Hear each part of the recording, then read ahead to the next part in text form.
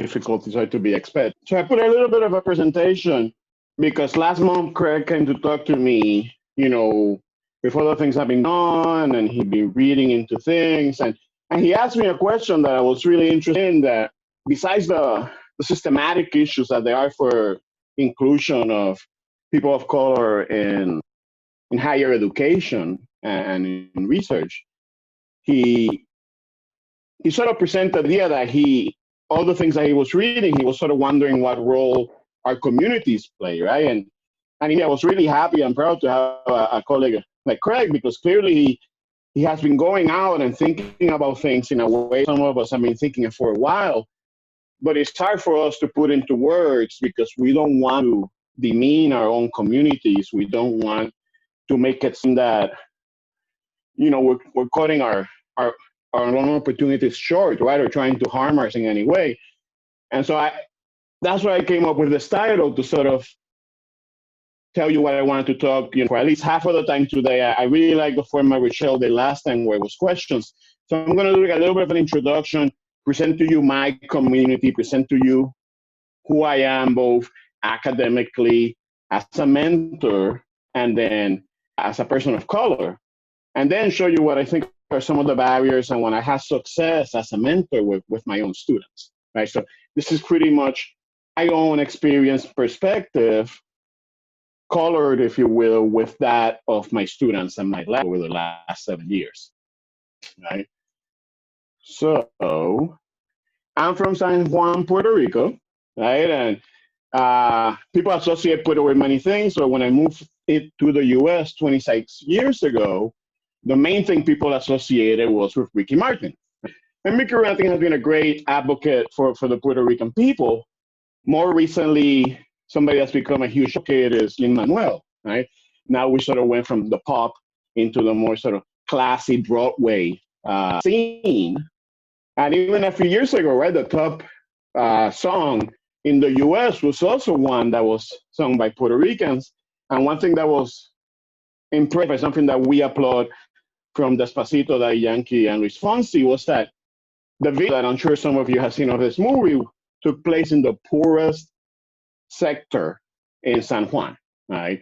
Where they dump in a lot of money to revitalize it, to paint it, to make it look good, spend that with the video. And so some people are familiar with that, right? Sadly, a lot of those things have been undone by more recent events that really put Puerto Rico in light, right? Hurricane Maria, where quite a bit of what was on that video no longer exists. But there's a lot more to back home, right? Puerto Rico is a beautiful place, one that some of us wish that we didn't have to leave, or that we could still live there for many reasons, right? And so I call my Puerto Rico, right, the one that I grew up with and led me eventually here, right? It's a beautiful place, right? It's an island, right? So it's completely surrounded by beaches all the way around. But inside, it has mountains right in the middle that go up to 3,000 feet, right? It has a rich indigenous and multicultural, vibe, right? The only, rainforest in the national park system is in Puerto Rico, so Junca. There are plenty of bioluminescent bays, and for us, most biologists, right, that's dinoflagellates that make those colors. But it has San Juan, which is a metropolis of more than 1 million people, right? So it's concrete jungle, and that is in fact where I am. I am not from the beautiful beaches or the other side, or from bioluminescent bay, which I have never been to. Sadly, in an island that's only 100 miles long. But I am from right up here, right? I am in fact from the concrete jungle. Let me see if I can get the laser pointer, right? So this is somewhere up in here, maybe a little bit to this side is where I am from, right? But, Puerto Ricans, we sort of defines ourselves and our culture as equal parts, European Spaniard, equal to African, to indigenous Puerto Rican people. And so that is how the experience that most of us sort of live day to day, the island, right? We have rich different types of foods that I miss almost single day. And for some of those that like to inject some flavor and some seasoning into your deal, there is a very popular brand that I'm going to plug. I'm not related to it at all, but lately people have asked me a lot about what seasoning they could use because one of my most popular seasonings is becoming unpopular. This brand here, Bohio, was actually built, this company was built by neighbors of my parents in my neighborhood. And Bohio is the indigenous word for the hut that the indigenous Puerto Ricans lived in. You see in the picture, there's like a little hut right here, all right? You can get that in Amazon and it's great seasoning. But anyway, now my personal experience is this, right? So this is the home that I grew up with. That's my parents' home. And Puerto Rico, most houses are sort of like flat and the rectangles. That's an engineering adaptation for hurricanes. So in Hurricane Maria, many other homes that came down is because they have second stories or they were built on stilts. But most homes are cement and they're like this. And all their windows and porches are caged. Growing up, I think that was weird, but when I saw American movies, it was really weird how American porches were open because ours were caged.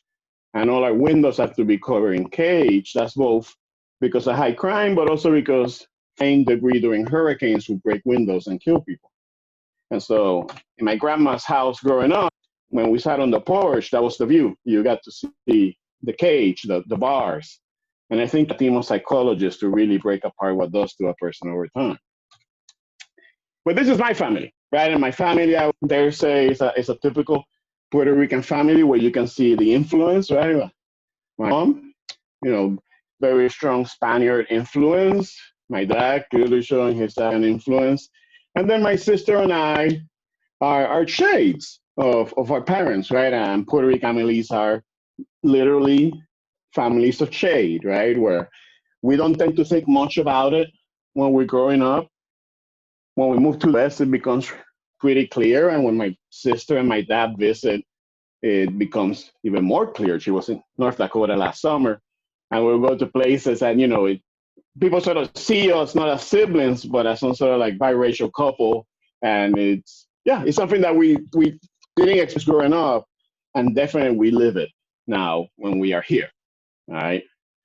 And so to go a bit further to sort of let you know why I chose this path and what influenced me, both my dad and my grandfather were actually in the Army. Ever since the U.S., Puerto Rico came to the U.S. About 120 years ago, there's been a segregated regiment of Puerto Ricans called the Burincaneers. Both my father and my grandfather served in the Burincaneers. They both in all the wars, but when Iraq war started, they were disbanded and desegregated after almost 100 years. And so this is a very, not only because it was a segregated regiment of Puerto Ricans in the U.S. Army, but Borinquen is the indigenous name of the island of Puerto Rico. The Spaniards named it Puerto Rico. Actually, his full name is St. John the Baptist of Puerto Rico. But originally it was Borinquen. So that's why the Borincaneers is a very successful group of soldiers, right? World War, Second World War, Vietnam, Korea. But in Korea, they were very distinguished. And I bring medals. I get this picture from Wikipedia. Because when I grew up, 3 or 4 medals were in my closet. I don't know if they were my dad's or my grandfather's. They never said. They said Lopez on them, right? And so they both war heroes. And it was something that sort of influenced a lot of my early decisions. And even my professional decisions, they didn't want me to go in the Army, right? I lost my grandfather years ago, but then a couple of years ago, Obama actually recognized with the Congressional Gold Medal the whole regiment of the Burincaneers, which is a very proud moment for my family, right? So what actually makes me here more directly as your colleague, right, is that I did my PhD in molecular biology and entomology at Ohio State in 2008. I stayed there for about a year teaching, and then I took a postdoc in the University of Florida. Halfway through that postdoc, I got my own funding, and a few years later, I took that into my own coveted tenure track position. At that point, it became really clear that as I was moving through academia, My mascots were getting very aggressive, right? Before I was a nut, and Buckeyes are poisonous, but they're not very threatening. And then we got a heater, and then we got Pistol Pete, which is packing heat, right? But he wear a mask, right? And a few years ago, then I came here. This is going to be my third academic year at NDSU, right? My lab has been, the motley of screws, right? My lab is called the Comparative Stress Physiology Lab, and for the last 7 years, about 26 students have made their way through the lab, right? And we've traveled to national and international meetings, and we've had a great time, as most of these pictures show. Those students, right, they all brought their own perspectives. Many of them have different backgrounds. I didn't actively recruit them the way that I sometimes should, right? And some of it just sort of organically happened. But of those 26, 22 were undergraduates. And of those 22, 77% of them have made it to grad school and professional school after leaving the lab. You'll notice that in the next few sentences, things are becoming color-coded. So those that went to pharmacy and medical school or vet school are going to be purple, right? 4 were grad students. So I have my one PhD student, Ray. Some of you met Ray. He was here a few months in winter. We were working on his dissertation with me. And then I had 3 master's students, and I've been looking off. 3 of them were undergrads that started with me and then moved forward, right? Decided that they do masters, continue doing masters in the lab. And now 2 of them, one is in vet school and one is in medical school, postmasters. 75% of my students have been people of color, right? Like I said, it wasn't by design. They kind of sought me out. Not once have I ever made a recruitment or posted a position for my lab to this day, right? These students found me out and became part of my group, right? 61% of them are Latinx, which at the time in New Mexico was great. 60% of the Las Cruces, New Mexico, where we were, is Latinx. Most of them are Mexican descent, and 65% of my students have been female. I put up the stats so that you can see what are the relationships that sort of shape the way that I think about mentoring and rooting and people of color in science, right? That's one of the reasons I show that. Now I'm going to show you my student successes for the sole purpose of bragging, because I'm super proud of all my students, and I just want to brag, right? One of them came to the lab with a $200,000 NIH fellowship, hard to beat. One of them got a Fulbright award and has spent the last year doing medical research in the Canary Islands. The other ones combined, outside of those 2, have brought in more than $75,000 into the lab by ways of travel awards, small awards, and even a $20,000 bioinformatics grant that one of my undergrads brought in that he wrote and got funded. Right? More than 50 presentations that happened from these people I work with, but more than 12 of them, including most in the picture that you're seeing right now, have won presentation awards at national conferences, right? Which makes me super proud, right? And that group of students has produced today papers, but I'm currently working with 4 of them in other papers, right? This is to let you know that these were really hardworking, really intelligent, really capable people that, found me, but in common with me, as you'll see in a couple of slides, nobody ever recruited them to be in a lab. Nobody ever approached them to do research or for grad school, right? And even though that never happened, we still found each other, and they were all very successful, right? Now, when I was preparing for this, I was sort of thinking, what are the traditional concerns, right? And I looked along, I read a lot, and sort of made my list, and then made sure that matched the list that you can find in articles. And there's a group of concerns that we know that are systematic, that are part of higher education or even just regular education, that separates people of color and sort of describes why, they're not at that level, why we start, a few yards or hundreds of yards behind. Things like standardized tests, and we know like things like the GRE represents a barrier, but it's a twofold barrier, right? There's a financial barrier of these tests, but we know that these tests also, showcase or really sort of show the issue that there is in the educational gap, right? It becomes pretty clear on the outcomes from this test that people call it educational gap. It's there and it's present and it's wide, right? And it needs to be addressed. As I said, some of you probably know Ray, or if you were lucky enough to hang around with when he was here. Ray has been my only PhD student, and he's about to defend next month. Ray is also the moral and ethical compass of the lab group. Ray was not admitted into the program in New Mexico because of his GRE. And Ray was not going to allow, even though he was the only grad student, PhD student that I was recruiting, he was not going to allow to join my lab solely on the GRE, even though he had like almost a 4.0 from his previous education, including a master's degree. He was working in a publication. He had stellar letter recommendation. But the department felt that the GRE was not good, and he wasn't going to let in. Fortunately for Ray, he secured that $200,000 NIH fellowship. And that's a lot of money, and it comes with indirects, and then the department let him in, right? That was his first lesson in inclusion that, the money talks, right? But another barrier is research experience. And both to get it, we like students that have research experience, especially for graduate school. But in communities of color, we sometimes just can't volunteer, right? And many of the research experiences, even in my own lab, start as volunteer or credit or, before going pay. And so that disproportionately limits the opportunities of people of color, right? Because in some cases, they just can't, right?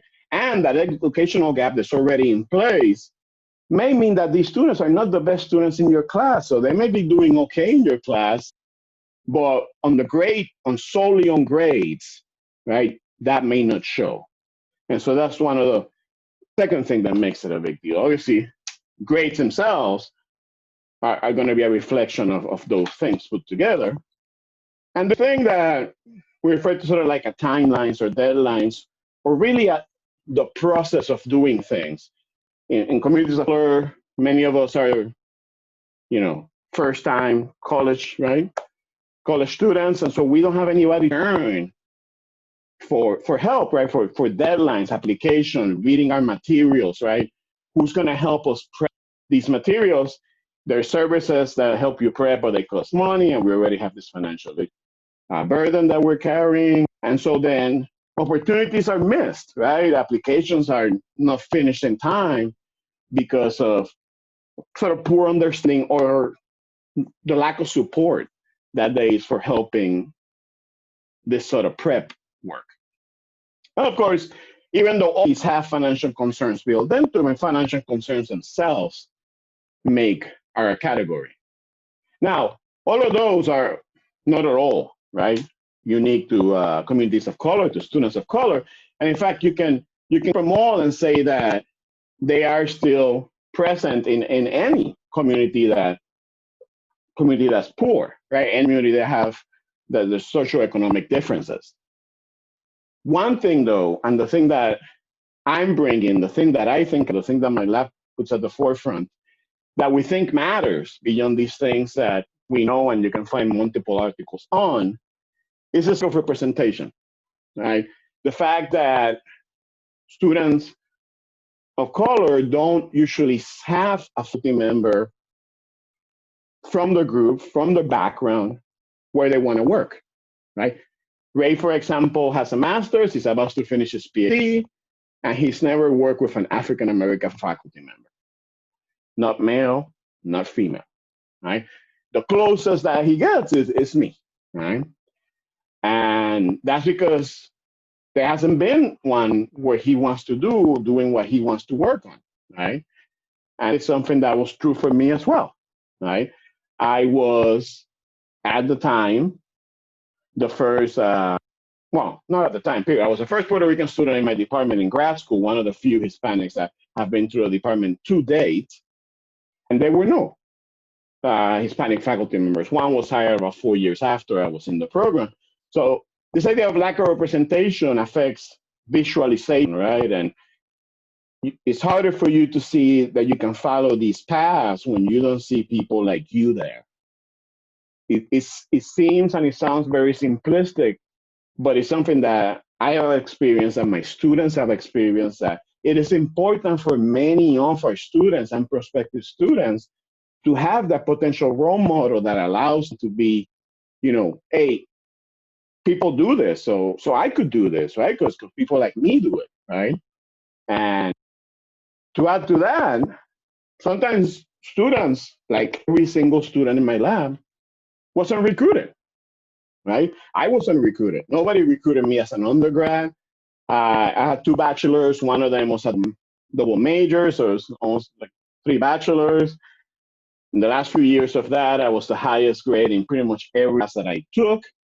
Not a single faculty member in my department, and I was in 3 departments because of the double major 2 degrees thing, ever tried to recruit me into grad school at all, right? And so it begs the question, even for me, how I'm here. And it was a grad student, this woman, Sybil Buchelai. She's a professor now at Sam Houston, and she runs a body farm. She works on forensics, and she's my best friend now. She was a TA when I was an undergrad, and she took it upon herself and her lab mates to get me in grad school. They thought that, they thought I should be in grad school. They pushed me, they helped me, they guided me through the process, right? And, and it worked out. I'm here. I made it. But even then, it was a struggle to find a lab that would essentially take me, right? Because as you know, in lab programs, there has to be this connection between the faculty member and the student for admittance. And so it was literally months before I was about to be supposedly begin grad school, I didn't have a lab, right? So when Ray reached out to me back in 2015, he followed me on ResearchGate and eventually sent me like an extremely timid email. I knew very little of Ray, but I knew who his master's advisor was. And it was Sybil. And at that moment, Ray was in. I took Ray into my lab without thinking it twice because it's Sybil. So in Ray, something similar to what you saw in me, that Ray was going to be great. And Ray was. Ray is. Ray has been awesome, right? Interesting part, side 2 of this. Almost immediately after I started grad school, then the graduate program at Ohio State wanted to have a feature of students of color, right? And guess who's right in the center of that?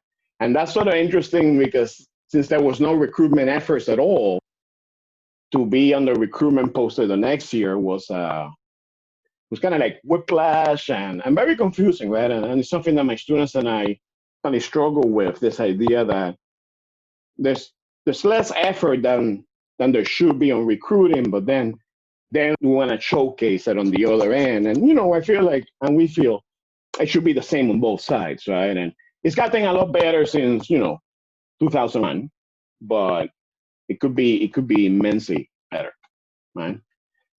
And so now it comes to the part, right? I mean, I am a faculty member, so it takes me 30 minutes to get to my points, as you know. And so now I am at the part, right? This is the thing, my own community. What is the thing that I'm talking about, that why my own community represents the same challenge? Because I just went through the slides about what the systematic issues are, right? And what my own department issues are, right? But these are the ones in my community, right? And I do feel passionate, so I may get a little loud, but I'm angry. It's just a lot of passion here, right? Yeah, nobody ever suggested I could go to grad school in my life, right? Until that woman, Sybil, who was a TA in one of my classes. Nobody did. Nobody did in my family, in my schools, in my community, in my island, right? This was not a possibility. It wasn't something that I could do, right? It was just not a thing. I mean, people suggested NASA an astronaut before they suggested graduate school, right? But they did suggest medical school and vet school, law school, and engineering, right? Because back home, if you don't do a trade, if you don't go into the family business, then maybe you can be a doctor, right? And that's like the two-letter doctor, right? MD, right? Not the PhD kind, because those are not real doctors back home. But it's not in my community, and not in many communities of color, sadly, right? But yeah, at least if I was smart enough to be an MD, then I wanted to be a vet school, and if I knew some math, then I can do engineering, right? But there was no exposure to this idea of graduate school, idea of research at all, right? This was something that was not essentially, and there was a guidance counselor in my high school, right? But yeah, you're smart enough, you should be an MD, right? And they don't say MD back home, they say doctor, because that's the only doctors I met in my community, right? I never met a scientist or a professor in my K to 12 education. The only scientist that I knew was on the TV, and he was called Bill Nye, right? And so he didn't look like me, but he was funny, goofy like me, so that was kind of exciting, right? And at the time, as you might see with the picture, I was as skinny as him, and not anymore. The carbs found me. But it doesn't matter the background, right? It wasn't Puerto Rican, no scientists of any kind, no professors of any kind, because there were field trips in my schools. There were no school visits by faculty member. There was no of this thing we now call outreach, right? In fact, to make it worse, San Juan didn't even have a science museum. Oh, wait, let's make it worse. It still doesn't, right?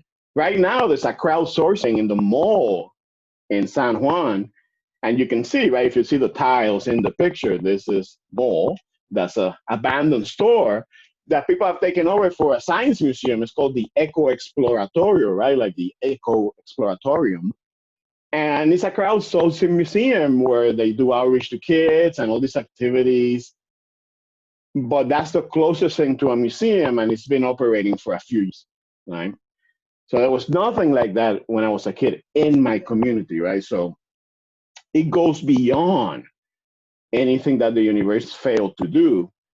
And it was a systematic sort of like, this whole science thing is not something that we, right? On top of that, there was this ignorance about the process, right? It wasn't,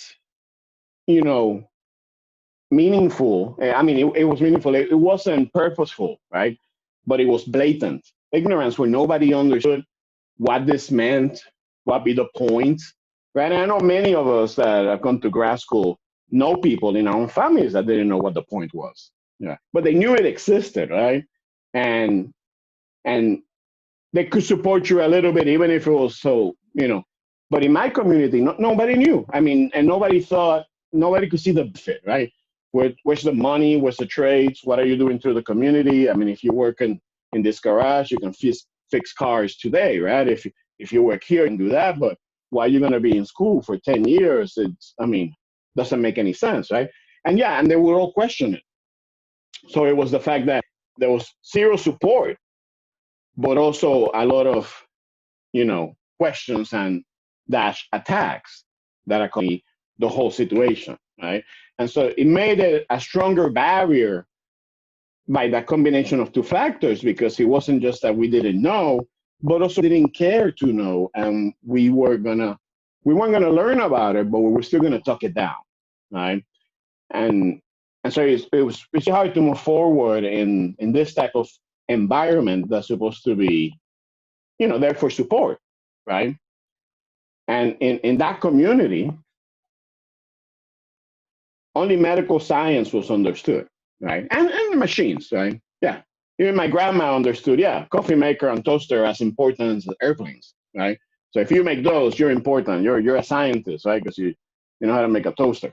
But no medical science, basic science, that I was gonna go study how dehydration affects bed bugs or dust mites. I was like, those doesn't sound like a real thing, right? And who cares about dehydrating insects, right? Or who cares about changes in temperature, meaning that bees have less babies because that's in medical related, right? And these factors sort of like, they all sort of clump together and to form this cloud, right? Where, my grandma used to call me Giancarlito when she was around, right? Lito meaning little Giancarlo. And it stands on this picture, right? I'm not Giancarlito anymore, but when I was 12, I was barely 50 pounds and I was that skinny. And so I'm guessing that's what it stands for. I mean, I was a 10-pound baby, so I was never really little, but that's what I suspect, right? And she would always tell me every Sunday until 4 years ago when she died, Sunday we talk, and it was clear, two things were very clear. She loved me and she was super proud of me, even though she had no idea why I did playing with bugs all day. To her, I just play with bugs, but if that got me a house, then she was happy, right? And she was proud of me. Never sort of understood, and I don't think she could ever really understood what that I do, right? And why they matter. And that lack of support, right, combined with that lack of representation makes it really hard to get students not only into research and graduate school, but to help them along. Because while they're here, like while Ray is here, his family don't understand, right? Like, why isn't this done? Why is it taking so long? Why you have to cut hours? Why you have to repeat the same thing all over again? There, this is lack of understanding of what the process is, right? And I think it's just an overall failure of science towards our communities. But when you have it like that, we have the same challenges as any other student, but you have the lack of support and the lack of representation. Maybe you aren't meant to make it, right? And that's an issue, right? That's one of the biggest issues I see in my lab and with my students is the fact that we are meant to make it, right? Ray is meant to make it, and he will, but he questions that weekly, right? This guy took a chance of me, a goofy guy, worked on ticks. He was my master's advisor, right? Appreciate it because nobody else did. And I quickly grew into his lab, and I grew in a way that he wasn't sure about taking me. And the end, he thought I was the best student he ever had. He retired soon after. I did my PhD with another guy. This guy is a member of the National Academy of Sciences. Very coveted scientist. He sat me down and told me most people that he interviews, he does not admit into his lab. And then he welcome to my lab. Right? Then I postdoc with this guy in the University of Florida. And so much of my growth as a scientist and a communicator comes from Dan. But none of them are people of color, right? These are all white men, because that's all what there was and mostly is in stress physiology at that level, right? And all three of them, by their own rights, pioneers in their field, right? Glenn discovered some of the most important proteins in pig saliva. He was known as Spit. The father of insect hibernation and diapause, and Dan just awesome in so many things, right? And so I was very grateful. I was very grateful and lucky to find these people that at each one of those steps, they took a chance of me, even though neither of them had ever worked with a Latinx person of color before. They all have since, right? And so I'm very proud of that fact. In my own lab, right? When I started my own lab back in 2013, then that was the time, right? Time that you're waiting out, facing all these things for years. It's time to do something about them. And so I incorporated some very aggressive policies on how I was going to deal with student success. I still struggle with recruitment even to this day, but once they're in, there's no fate, right? And it's not easy, and it's not cheap, and it's not fast. Ray and I talk about this all the time in our weekly meetings. We talked about it yesterday. If we had an easy, cheap fix, we would be diversity consultants making tons of money and making all sorts of grants available for people to go to, right? But I do have a hard, expensive, and very slow solution, right? And maybe multiple of those, right? And they all center around that we have to put in the extra work that we don't have time for, the extra work that we get paid for as faculty, But this one is going to pay off in other ways, right? So it's going to be extra work, and it's going to be, like for me, uh, nights and weekends, but it will, right? It's going to pay off big time. And in this, I'm glad last month I'll talk about this, about listening, right? Because that's such a big component about recruiting and getting people who are involved in science, right? Listening to their stories, because Ray's story is not the same as ours, even though it has similarities. The other people in my lab, both men and women, don't have identical stories, right? And we as a student, me as that undergrad, I didn't feel that my professors understood me. I didn't feel like my professors knew my enough about my background, about my situations. And I felt talking about it was making excuses, right? This is how many students of color feel, right? Everyone in my lab has felt this at some point. And it's because there isn't open communication. There's this idea that we know that people understand because our experiences are so different. And in the end, we do have more similarities. Doesn't matter who your advisor is, right? I still have more similarity with Glenn, Dellinger, and Don Hahn than differences. But the differences for us seem monumental, right? And affects everything that we do. In my lab, I bring in the family, right? I get involved with the family. In my case, that's because my community, Latinx, Puerto Rican, uh, are a big deal, right? And you can't really do much with the family without the family. Families involved, even if they're not supportive, they're still involved, right? So I do. I put in the time. You know, I don't send emails and say, "Oh, nice to meet your parents." No, I physically meet them. If they come into town, I'm at the airport. If they go to dinner, I am at dinner. They have dinner in my house, right? I take time out of my day, nights, and weekends to meet with the families, with the parents of my students and prospective students, right? I show up because now that we're talking about things that we can do to increase diversity and inclusion, and that is great, nothing beats showing up, right? Showing up, hands down, 10 times out of 10 wins, right? So you can make a solid plan, but until you execute it and you show up, then you're going to lose, right? You win over the parents by just showing up, right? My student, Nubia Rivas, this was a student that got the Fulbright. There's a taco shop in El Paso called Rivas Taco Shop. That is not a coincidence. That is not a common name. That's her family's taco shop. That is her destiny. That's where she's supposed to work. That's where she's working today, right? Trying to convince her parents to let her work for research for free never happened. An HHMI award, and she was able to get paid, and that can allow it to happen. But she still will have to go to work at the shop making tacos and filling salsa dispensers before or after work, right? She decided to work on Parkinson's because, as some of you may know, my lab has some success in potential treatments for treating Parkinson's, and she was a student behind all of that.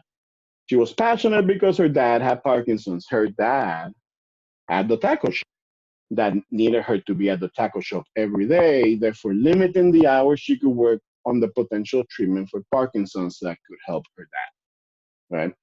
The irony of the of that lack of support, in their community, in her, right, is surprising, right? She graduated great and she got the Fulbright, and hopefully she gets moving along. Right now, it got cut short because of COVID, but she is at that taco shop, right? She's not writing the paper. She doesn't have time to write the paper that who knows what could do for her career because she's supposed to be at the taco shop, right? Last year, two students from NMSU that came up for our REU, for our bee pollination REU. One of them, Lydia, I knew because she had taken a class from me a few years ago. Brilliant woman, very hardworking, and I was happy that she come. But before her and Jennifer could come, I had to talk to their parents on the phone multiple times. I would refer to this as convincing them, but they essentially just wanted to talk, right? Lydia's that specifically just said, I just want to talk to you one-on-one, man-to-man on the phone. And after that, they were both allowed to come. It was just a 10-minute conversation, maybe less, but I think it changed dramatically the educational course for both of them, right? I spoke to their parents. They both came. Lydia's writing a paper with me and applying for graduate school. The other students were thinking about applying for graduate school, where they weren't thinking about that a year and a half ago, right? And if that 10-minute conversation was all that it really took for them to join our REU and then to come here and drastically improve their educational outcome, then I'll do 1,000 of those 10-minute calls, right? I do talks, not science. I do talks like this. This is not even my first one at NDSU. I also do talks, outreach talks. I've been breweries in Las Cruces for Valentine's Day, an event that we call Birds, the Brews, and the Bees, about mating, right? By all accounts, I was the first Puerto Rican scientist in Antarctica, so I've done a lot about that, talk shows, radio shows, any place that I can talk to show that representation matters, to show that I'm here, that we exist, that people can come and make it, then I do it, right? I do it at nights and I do it on the weekends and I do it whenever I get a chance. And I feel like outreach is really the strongest tool that I have, me as a scientist of color, because I can go out there and I can put my face out there and I can put my name out there, with those two T's, right? And show people that we exist. And it changes mine. Right here, my first semester here 2 years ago, there was this weekend where they bring the students, the prospective students, and we were at Hill, me and Kendra, doing cockroach races. It was a family of Central American. It was a mom and two daughters. And they were talking in Spanish, and the mom said not to ask him. And I can't remember the question, but I answered in Spanish. And the younger sibling was like, I knew it, right? And the mom was like, they were saying that they thought you were, some sort of Hispanic. But I told them that they're not Hispanic scientists, right? There were no Hispanic professors at NDSU. And I was like, yeah, they are. And I mean, not even the only one, right? But that sort of thing made a big difference for them, just that I could answer their science questions in Spanish, right, in their language. We've done a lot of interventions, and originally we did it high schools. Quickly, we moved that to middle schools because I think there's more power. And before we left Las Cruces, we were doing a lot of elementary schools. It was very powerful to go to elementary schools where 60-70% of the students are students of color. In some of the schools we went to, it looked like it was 90-95%. And they all think I'm a grad student. I don't think I can get away with that anymore, but at least 4 years ago, they thought that.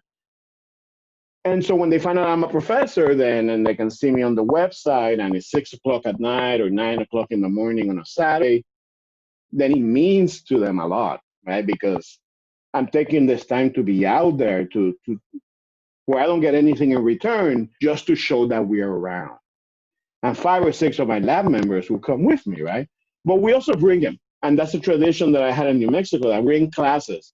And I had students from 10 minutes and an hour and a half away that have come in groups to my lab at NSU for a tour, right? And they see equipment and play with equipment, and then they eat cricket bars, and eat cricket and other bugs, just so they know that I'm there, right? And that this is a possibility that they can do it. I wonder what kind of effect that would have, if any, for a long time. But that's the things that I think that I know I can do. And definitely that's going to change that lack of support, right? Changing the lack of representation is going to take a while. It's not necessarily do a bunch of diversity hires, or even if, I don't know if we even should. But definitely showing that we're there and that this is doable to all peoples, then to me was very important, right? And so outreach has been, and I'll end with this, I've been involved loosely so far, but I'm going to change that soon, with a science organization back home called Science Puerto Rico, where they're trying to sort of interventions in middle school and elementary schools as well. And my former student, Brian, actually gave a seminar yesterday. I didn't send it out because it was in Spanish, where he came up with a series of seminars that school children during the summer attend online. Then they get a certificate that they've been trained. And Brian works on bringing back from extinction, essentially, from near extinction, from like 20 birds. There's now almost 500 birds of the Puerto Rican parrot, right? And these are the things that I do really think can potentially make the most difference. And so That's all that I have, except for all the questions that come up now. Thank you, GC. That was great. I'll start with one question. How about, could we invite this person to give a talk? Which person? The parrot researcher. Yeah, yeah, we can. I'll talk to you a bit later about that. So, yeah. I think if people have questions, they can submit them by chat, and I think Christina will moderate that. I'll start off with one question. This bringing in the parents, that's, I guess the only time I've met parents is when they come on campus with their kids to look at our program. And I can tell that a lot of times these are, students from small towns, and, talking to parents about the opportunities to work with faculty puts the parent, kind of gets the parents on board. But aside from that, especially amongst grad students, I think I mostly meet the parents at graduation. So I found that to be an interesting part of your presentation. And so do you mind commenting on that a little bit more? Yeah, so this was something that I started doing based on my personal experience, right? That idea that I didn't know if I could do this, that I haven't had the support in place where I thought this was an option. And as I was doing it, and it was actually grad students that were recruiting me, I thought, I tried it, right? I tried it in the University of Florida when I was a postdoc. I had back then all my, actually, I had 4 students, they were students of color, so it came out also to 75%. And getting one of the students, he was Cuban. And his mom was like, "You're wasting your time," right? And he was getting paid. And one day he was like, "Can you talk to my mom?" And I was like, "Why?" First, Cubans and Puerto Ricans sometimes don't mix very well, right? And I don't know why, history, I guess. And so I didn't think, I was like, she was just gonna name call me on the phone, but she just wanted to see that, she didn't believe that he was going to be working with a Puerto Rican scientist because she didn't think those were a thing, right? And we just talked for a few minutes, and after that, she never bothered him again. And so then when I saw my own lab, I was like, I'm going to try this routinely, when they come in, because I didn't realize it was a barrier for me, but at the same time, that had been so many years ago, right? 2001, and here we are at 2013. And I was like, surely 12 years have gone by, this can be a barrier. So now we appreciate higher education, but it still was, right? And research, especially basic research. At Florida, I was sort of looking at mating performance, right? And seeing how stress affects mating, and who's a super sexy male, right? And what, how the sexy time looks with flies and moths. And yeah, parents were like, wow, that seems like a super waste of time. Which insect has sex the most? And I was like, well, if you think about it like that, but that's fitness, right? And you're talking about increasing the population or extinction. So it's more than that, right? But short conservation conversations with parents, it kind of really became a thing, because almost universally, the parents were like, good, questions are over. Even when Ray moved, I just show up to help him move. And that time I was carrying stuff with his dad, and his dad's an Army vet, and obviously he sees no benefit to reach, right? And so we got to talking, and he was sort of like, all right, well, I want my boy to do something important, and this sounds like it is. And so that's where it sort of came from, the fact that first it was almost like this guy pleaded for me to talk to his mom, and then that lit a light bulb in me that I was like, maybe this works, and it's worked ever since. That's great. We've had students here a few times. There've been a couple Latinx students who asked actually directly to meet with you, and you've graciously engaged with them. And down the road, I hope we have additional colleagues that will be in that position, as as we diversify in the next generation of hires. You'll have some some additional help there, right? Because I kind of feel bad about, oh yeah, GC's the person to go talk to about diversity. And being an old white guy, right? I'll put my video back on, right? So, it becomes a burden without a doubt, right? But one that at least I take on happily, right? Because I know that we can make a difference, right? And I'm sort of sitting here and I see a picture from a question from Liz that's really relevant to this, right? New Mexico was very diverse, and Florida, for that matter, and maybe getting 60-70% students there was easy because they were part of the population. And I think that's right. I mean, there's no doubt that's why they didn't have to recruit. Here, I would have to recruit them, right? But that initial thing last year, those two women from New Mexico told people there. And then with Taya, who's African American from Mississippi, she went back and she told them about our experience. And she literally, and there's this guy there, and he's half black, right? And he's Puerto Rican. And we had 8 applicants from this year for REU. Sadly, we didn't bring anybody out of state because of COVID. But before, we just had one every other year. We had 2 total from that school since the year has been going. And there were 7 or 8 this year solely on her word of mouth. And that is one thing that this is new, I think, in a place like North Dakota, that when we have the word of mouth from our students have good experiences, right? They become our ambassadors, right? I'm thinking, I don't know, I can't see all the names of the participants, but I saw Esther's name before, right? Esther, like me, is from Puerto Rico. And by being here, she becomes this ambassador. As her experience here grows in a positive way, she shares that back home, right? And people can be like, oh, well, Esther went to North Dakota, and that seemed kind of weird, but she had a good time, and she trained with this guy, and he's pretty awesome. So maybe we try it, right? And I think that is the way that, at least I know that's the way that I can do it here, right? So to address what Liz is saying, right? And Liz herself has done it, right? Because Liz, you have done this from your school, right? You came here, and then you got other people from your school to come here. They're literally here right now, right? Just because you came here and you had a good experience. At the time I wasn't here, so your experience wasn't awesome, but it was still really good, right? Enough for you to come back, and good enough for Alex to come here, right? And then we had last summer Angelo, that was also from your school, from your same guidance counselor, right? Your same advisor that got into here because of your experience.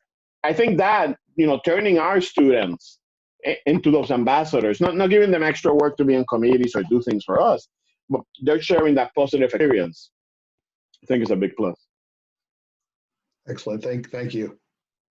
If there's any other questions that people have, go ahead and throw them in the chat. I can then email them to GC, and he can answer them that way, and I will compile all of those plus resources and all of that good stuff in a Word document that I can email out to everyone.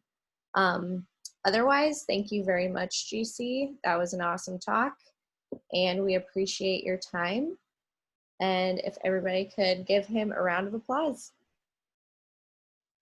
Thanks, GC. Thank you. Anybody that wants to talk about this, you know where I am, right? And you know how to get a hold of me, so I'm here. I know it's 5 o'clock, but I do see one question up here in the chat that I think is really potentially useful, at least for me. Yeah, I have time. Yeah, so since many of your past mentors were white, what advice can you give to faculty, staff, and TAs to best extend a comforting and inclusive culture to students of color? So, this mentoring, right? We always talk about mentoring, and mentoring is half the word in that sentence. It's a mentoring relationship, right? And this mentoring relationship needs to be built like any other relationship in your life. And this is how I think about them myself, right? It has to have established roles. It has to have goals, right? Share goals, right? For the students of color, and that's different, that's not your background, then that's where the talking and listening comes in, right? You sort of, it is a relationship like any other. So you have to establish that initial period of getting to know each other, right? You have to get to know the students in you know, in a platonically, intimately way, right? You really want to know why they want to do this, what drives them, right? Because with me and Ray and I, you know, we work, you know, we feel like a hand in a glove, right? Because we've been for years, and I listen to Ray and he listens to me, and I know what he wants, and I don't. For none of my students, this is one of my key things. I don't force them to go to grad school. I don't turn them to grad school. I don't say grad school is your future. I say anything is your future, right? And if, even the ones that decided to do a master so they can boost their applications for medical and vet school, that was their decision, right? I didn't try to force them into grad school. I didn't say you'll be great at school. I just said, like, there's no limit to the things that you can do. And, you know, if you want to be in the lab, then you can be in the lab, right? But I don't try to like change. If they want to be pre-med, then they're going to be pre-med. And Nubia now is changing to PhD, though she was pre-med, because now she realized what she wants to do, right? But that was me listening to what you want and trying to respect that, right? Try to honor that. Yeah, it'd be great if those three that change from undergrad to masters, fantastic, right? We're friends. We have great relationships. We talk almost weekly still. But, you know, I didn't force that on them. They decided one day that they wanted to continue work and go into do a master so they can finish the projects they were working on, right? One of them, my master student, Zach, who's white and he's a U.S. veteran. We're about the same age. He works in a car dealership now. After he got his master's, he got a prestigious job at the Sarah Cannon, I think, Cancer Center in Kansas, making almost double what I make as a professor. And he worked there for a few years and realized that wasn't for him. So now he sells cars and he still makes six figures. So good on him, right? But he chose to go to the master's. And I think that's the part about this listening and communication, that you want to guide your students in this mentor relationship, but you have to know so much about them so that this relation works, right? Because it's not just a simple supervisory role, especially when you're talking about students with students. You're not their boss, you're not their supervisor, right? This is a true mentoring relationship. Then you have to understand what they need and be able to provide it, I think.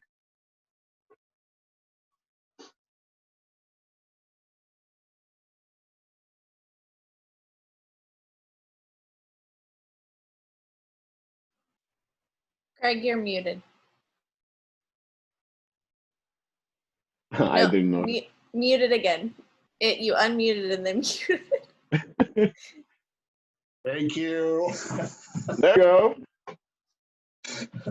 go. Fire me. All right. So we'll probably have another green bag sometime next month. If anybody has ideas for a particular speaker that could speak to some of these questions about diversity in science or related issues of racial injustice, please contact me, and it'd be great to have you host someone that you would like to bring in. And I think also, when I look at our list of speakers over time, the diversity of our speakers could be enhanced, right?